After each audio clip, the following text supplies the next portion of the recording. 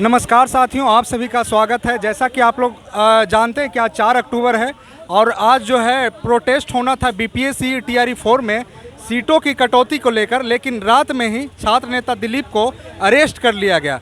उसके बाद जो आंदोलन का नेतृत्व छात्र नेता सौरभ किए और उसके बाद इनको डेलीगेशन के लिए बुलाया गया। डेलीगेशन में गए, क्या कुछ बात हुआ डेलीगेशन में हम जानेंगे। छात्र नेता सौरभ कुमार जी हैं हमारे साथ। क्या बात हुआ भैया, आप डेलीगेशन में क्या बातचीत? बहुत धन्यवाद पहले आपको। आज ये प्रोटेस्ट था और निश्चित रूप से सारे अभ्यर्थी जानते हैं कि सरकार की वो दमनकारी नीति, जो निरंकुश व्यवस्था, हमारे साथी दिलीप भाई की गिरफ्तारी, पहले ही पता है कि जैसे ही प्रोटेस्ट होता है तो प्रशासन के लोग मंडराने लगते हैं गिद्ध की तरह। तो उनको गिरफ्तार करना मुझे लगता है कि निंदनीय ही नहीं, निरंकुश व्यवस्था को दर्शाता है। बेलगाम अफसरशाही इस प्रदेश में काबिज है, उसको साबित कर दिया है। रही बात कि आज के प्रोटेस्ट को लेकर अभ्यर्थियों को जुटने तक नहीं दिया गया। बारिश भी हो रही थी, लेकिन चारों तरफ से, पटना कॉलेज के चारों तरफ से प्रशासन की इतनी मुस्तैदी थी, लग रहा है कि कोई बड़े आतंकवादी जो है पटना में प्रवेश कर गया है। अरे भाई, छात्र अभ्यर्थी हैं भाई, और अपनी डिमांड, आपने जो कहा 1,20,000 पद की बहाली, उसी बात को लेकर हम उतरे हैं। आपने वादा खिलाफी किया है। शिक्षा मंत्री झूठा और मक्कारा शिक्षा मंत्री है, उसको किसी भी शब्द से अगर इस्तेमाल किया जाए तो कम है। और आप छात्रों को डिटेन कर रहे हैं बेशर्म में। अभी चुनाव आयोग की टीम पटना में है, उसको पता नहीं कि छात्र सड़क पर उतरेंगे। क्यों नहीं उतरेंगे? आपने 1,20,000 पद की बहाली की बात क्यों की? आपने ट्वीट क्यों किया? अखबारों में इश्तिहार क्यों छपवाए? ये आपकी विफलता है। और छात्र बिल्कुल उतरेंगे, 4 बार नहीं 14 बार उतरेंगे, कल से उतरेंगे। आज से प्रशासन के लोग आपको बता रहे हैं। क्या लगता है कि छात्र बैठ जाएंगे, चूड़ी पहन के बैठ जाएंगे? ये प्रशासन की विफलता है। सरकार बैकफुट पर है। सरकार क्या कर रही है ना, आंगनबाड़ी सेविका, बिजली फ्री, महिलाओं को आरक्षण, डोमिसाइल पर मुहर, और 1,20,000 पद की बहाली करके बैकफुट पर। क्यों? डोमिसाइल नीति जब लागू नहीं था तो 1,70,000, 1,20,000, और जब डोमिसाइल नीति लागू हो गया तो 26,000 पर बहाली होगी। खेल चल रहा है आपका। आपकी सरकार फंस चुकी है। अब हम बता रहे हैं कि आज डेलीगेशन टीम को झुंझुना थमाया गया कि 1,00,000 पद की बहाली करेंगे। जब 1,00,000 पद की बहाली करेंगे तो शिक्षा मंत्री ने क्यों कहा कि 26,000 पद की बहाली होगी? क्यों? तो इस बात को साबित करता है कि अफसर कुछ बोल रहे हैं, मंत्री कुछ बोल रहे हैं, मुख्यमंत्री कुछ ट्वीट कर रहे हैं। इस प्रकार से व्यवस्था नहीं चलती है। व्यवस्था को नियंत्रित करना होगा। मुख्यमंत्री जी को, बेलगाम अफसरशाही को, निरंकुश व्यवस्था को नियंत्रित करना होगा, उनको कंट्रोल करना होगा। और जिस प्रकार की व्यवस्था इस प्रदेश में चली है कि छात्र हर एक चीज़ों को लेकर प्रोटेस्ट में जाते हैं, बहाली, नियुक्ति से लेकर, विज्ञापन जारी करने से लेकर और बहाली तक।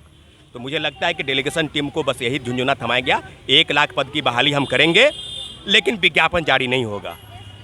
जब विज्ञापन ही जारी नहीं होगा तो कौन सा आपके बात पर भरोसा कर ले हम कि टीआरई 4 का विज्ञापन जारी होगा चुनाव के बाद? किसकी सरकार रहेगी, जाएगी, कौन आएगा, कौन जाएगा, क्या पता है किसी को? तो हम लोग स्पष्ट तौर पर अभ्यर्थियों को कह रहे हैं कि लड़ाई अभी खत्म नहीं हुआ है, लड़ाई अभी शुरू है। तो डेलीगेशन में जो बात हुई उस पर आपको भरोसा नहीं है? बिल्कुल भरोसा नहीं है, किन्हीं भी को भी भरोसा नहीं है। 1,00,000 पद की बहाली की कैसे हम मान लें, जब शिक्षा मंत्री कह रहे हैं कि 26,000 पद की बहाली होगी, ये कह रहे हैं कि रोस्टर क्लियर होगा तो 1,00,000 पद की बहाली होगी। तो पूरी तरीके से अभ्यर्थियों को भरमाया जा रहा है। हर प्रत्येक आंदोलन के बाद डेलीगेशन टीम को खुश करने का प्रयास चलता है। ये नहीं चलेगा। 1,00,000 पद की बहाली की बात उनको करनी होगी। टीआरई 4 का विज्ञापन जारी चले, आपको विज्ञापन ही जारी नहीं कर रहे हैं, न रोस्टर क्लियर हो रहा है। आगे हो क्या रहा है भाई? ये खेल कब तक चलेगा? कभी बोलते हैं कि रोस्टर क्लियर हो गया, कभी बोलते हैं कि नहीं हुआ है। ये 26,000 पद की बात क्यों कर रहे हैं आप? जब रोस्टर क्लियर नहीं हो तो 26,000 पद की बात क्यों कर रहे हैं? ये झूठे दिलासा क्यों दे रहे हैं? ऐसे झूठे शिक्षा मंत्री को तो पद पर बैठने का अधिकार नहीं है। कभी पूरक परिणाम के नाम पर छात्रों को भड़काते हैं, कभी स्टेट वालों को भड़काते हैं, कभी टीआरई 4 वाले को भड़काते हैं। ये आंदोलन सरकार द्वारा उपजा हुआ एक माध्यम है और जल्द से जल्द हम छात्रों के साथ बैठक करके आगे की रणनीति पर हम बात करेंगे। आचार संहिता लगने वाला है, अब समय भी नहीं है। आगे क्या आप लोग कीजिएगा? आप हैं छात्र नेता दिलीप हैं, आप लोग का क्या रणनीति आगे का? बिल्कुल हम लोग बैठक करेंगे आज शाम में, क्योंकि कोई इस तरह के आंदोलन के बाद सरकार का कोई भी काम जो है वो सही तरीके से नहीं हो रहा है। कुछ भी नहीं होगा। सब चीज़ चुनाव के बाद, न स्टेट कराना था, न एलईटी कराना था, न टीआरई 4 कराना था, न कंप्यूटर साइंस की बहाली करनी थी, कुछ नहीं। इन लोगों को बस झूठा जुमलेबाजी करना है कि 1,00,000 पद की बहाली करेंगे। करना इनको कुछ नहीं है। ढाक के 3 पाद, झूठे शिक्षा मंत्री, झूठे एसीएस साहब, सब लोग झूठ बोल रहे हैं। यानी डेलीगेशन में जो कुछ बात हुई उस पर आपको कोई भरोसा नहीं? नहीं, कोई भरोसा नहीं, बिल्कुल कोई भरोसा नहीं। यहाँ पे कुछ स्टूडेंट भी हैं, इनसे भी बात करें। क्या सरकार को क्या संदेश देना चाहिएगा? सरकार को यही संदेश देना चाह रहे हैं कि जिस तरह से आपने आज लोकतांत्रिक ढंग से, आज कोई चाहे दिलीप भैया हो या कोई भी छात्र हो, वो चोर नहीं है, अपना लोकतांत्रिक तरीके से बात रख रहा था टीआरई 4, और टीआरई 4 का वादा आपने किया था कि मई में, कभी बोलते थे विधानसभा में, यही शिक्षा मंत्री बोलने वाले हैं कि मई में हम लोग टीआरई 4 और 5 भी होने वाला है। 4 का ठिकाना नहीं और 5 का ही बात करते हैं।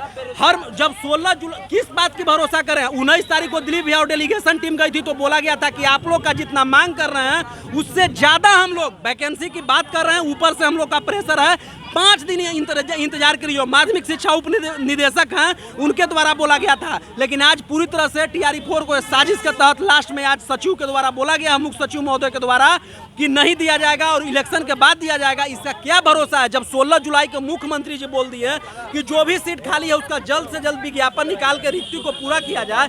जब मुख्यमंत्री जो बिहार के मुखिया हैं उनका बात का जब यहाँ पे कोई वैल्यू नहीं है तो ये सचिव क्या होते हैं? सचिव का बात का क्या वैल्यू है?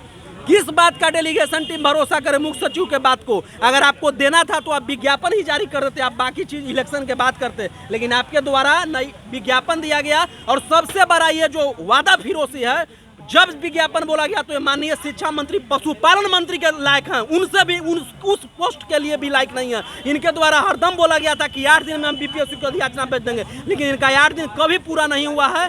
तो ठीक है, आपका सरकार है। और ये एक चीज और है कि माननीय मुख्यमंत्री 20 साल से बिहार को चला रहे हैं, रियली बात है, लेकिन वो आज अचेत अवस्था में हो गए हैं। उन्हीं का फायदा है कि जो कुछ लोग, जो चाचा चौधरी लोग हैं, जयचंद लोग, उनका फायदा उठाना चाह रहे हैं और पूरी तरह से मुख्यमंत्री जी का छवि को धूमिल करना चाह रहे हैं। नहीं तो अबला टीआरई 4 कभी आ गया होता। अब आगे आप लोग क्या कीजिए? आगे हम लोग लोकतांत्रिक ढंग से अपने अपने जिला में विरोध करेंगे। और आज आवाज उठाने के लिए जिस तरह से दिलीप भैया और हमारे 3-4 साथी को कोतवाली थाना में रखा गया है, तो यहाँ आप रख लिए हर विधानसभा में, लेकिन ये इसका ताकत दिखाएंगे, बूथ पे इसका ताकत दिखाएंगे और सरकार का वोट बहिष्कार करेंगे। इसका 1% भी मुख्य सचिव के बात पे भरोसा नहीं है।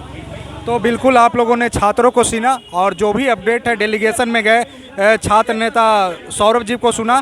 तो वीडियो को देखने के लिए बहुत बहुत धन्यवाद। जो भी अपडेट आगे रहेगा मैं आप लोग को बताता रहूँगा। तो वीडियो को देखने के लिए बहुत बहुत धन्यवाद। Thank you.